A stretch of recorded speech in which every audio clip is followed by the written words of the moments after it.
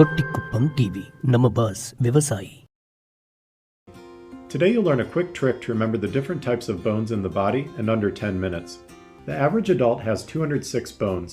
These bones can be categorized into different groups based on their shape.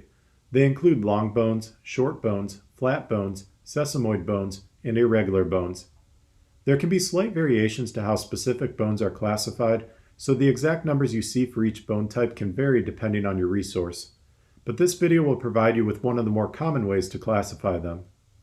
There is also another minor category called sutural bones or Wormian bones, which are additional small accessory bones sometimes found between cranial sutures.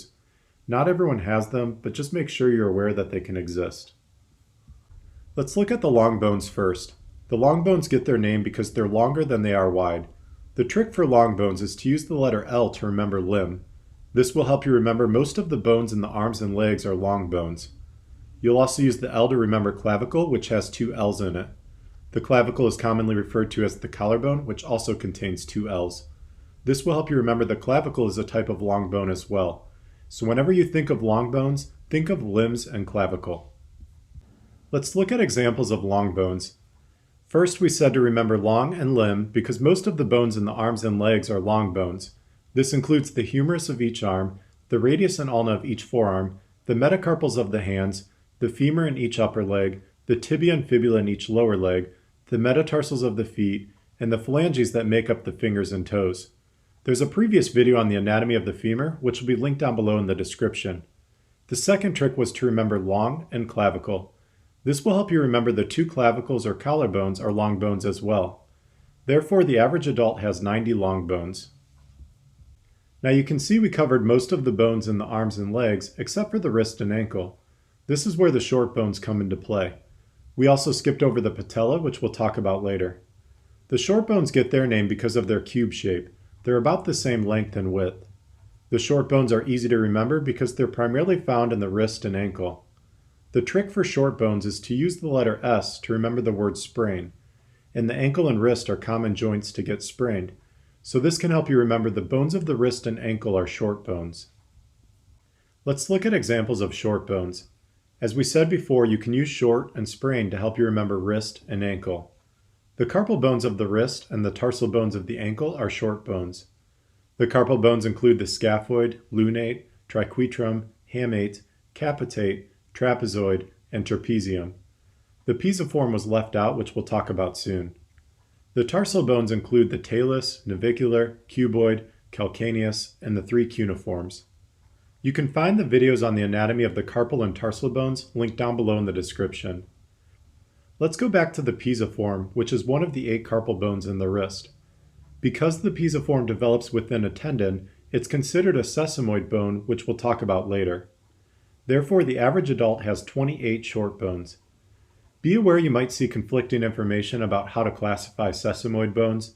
Some consider sesamoid bones a subtype of other bones like short bones, so make sure to follow the classification system used by your course or institution.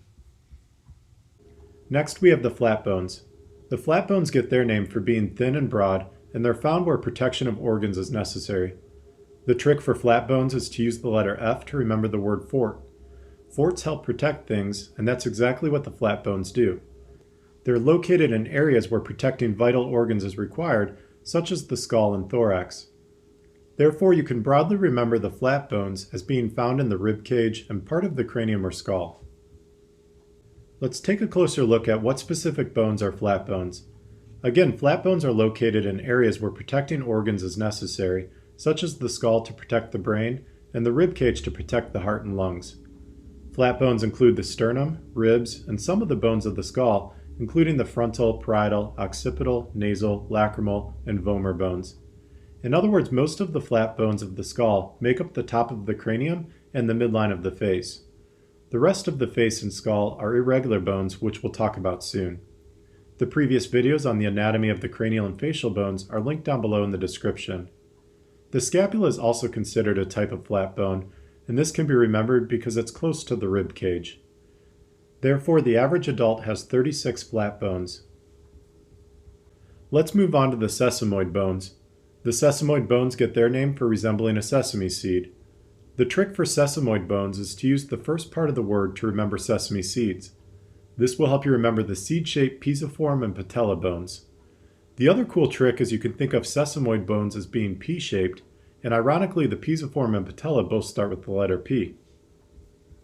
As mentioned before, the sesamoid bones get their name for resembling a sesame seed.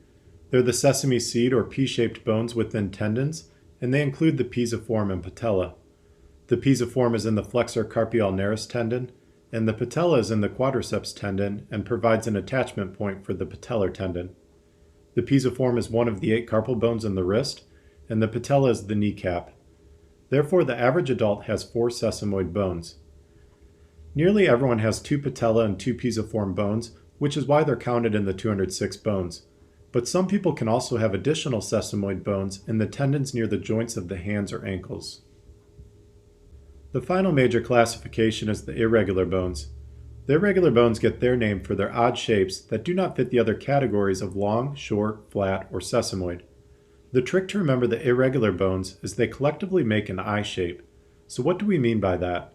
The irregular bones are mainly found in the hips, spine, skull, and ears. Here's the cool trick. If we fill in our shapes, we get the letter I to help us remember the overall location of the irregular bones. Let's take a closer look at which bones are considered irregular bones. They're mainly found in the hips, spine, parts of the skull, and ears. Remember, collectively they form the shape of an I, which can help you remember the overall location of the irregular bones. The irregular bones include the hip bones, vertebrae, and hyoid bone, which is in the neck. The number of vertebrae shown is for an adult. Remember, most people are born with 33 vertebrae, and then the 5 sacral and 4 coccygeal vertebrae fuse by adulthood to form the sacrum and coccyx. There's a video on the anatomy of the vertebrae which will be linked down below. The skull contains irregular bones in addition to the flat bones we talked about earlier. They include the temporal, ethmoid, sphenoid, zygomatic, maxilla, mandible, inferior nasal concha, and palatine bones. So you can see the irregular bones of the skull make up much of the face, whereas the flat bones form the top of the cranium to protect the brain. Remember, flat bones help protect vital organs. Finally, each ear has 3 irregular bones called the malleus, incus, and stapes. Therefore, the average adult has 48 irregular bones. Again, there can be slight variations to how some bones are specifically classified, but this should give you an overall understanding of the different types of bones. We now know the major types of bones along with examples. Let's recap the tricks we use to help us remember them. For long bones, remember limbs and clavicle or collarbone, and this will help you remember the long bones include most of the bones of the arms and legs, as well as the clavicle. For short bones, remember sprain. This will help you think of ankle and wrist because they're commonly sprained, which are primarily made up of short bones. For flat bones, remember fort, and forts help protect things. This will help you remember the sternum, rib cage, scapula, and part of the skull are made up of flat bones that protect vital organs like the heart, lungs, and brain. For sesamoid bones, remember sesame seed-shaped or P-shaped. This will help you remember pisiform and patella. Finally, for irregular bones, remember how they collectively form the shape of an I. This will help you remember the overall location of the irregular bones, including the hip bones, vertebrae, part of the skull, and ears.